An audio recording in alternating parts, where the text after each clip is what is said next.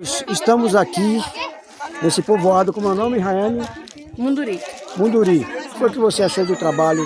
Lindo, perfeito, as coisas de Deus. Estava precisando desse povoado, porque geralmente as pessoas é muito religioso, mas olha para a placa da igreja, não olha para Jesus. É, né? E o que esse povo aqui fez hoje, com várias igrejas diferentes, mostrou para o povoado que Deus está em nós. Glória a Deus. Você sentiu a presença de Deus, Raiane? Muito, por isso que eu Muito bom. Você chorei. já está levando a cesta básica aí, né?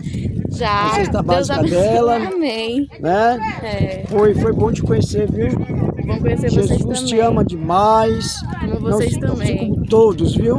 Vou ficar com saudade de você, viu, Raiane? Também. Obrigadão. Deus abençoe. Dá um alô aí pro pessoal da igreja aí. Oi, gente. Muito lindo o trabalho de vocês. Amei, viu? Muito Deus obrigada. abençoe. Deus abençoe. Tchau. Tchau.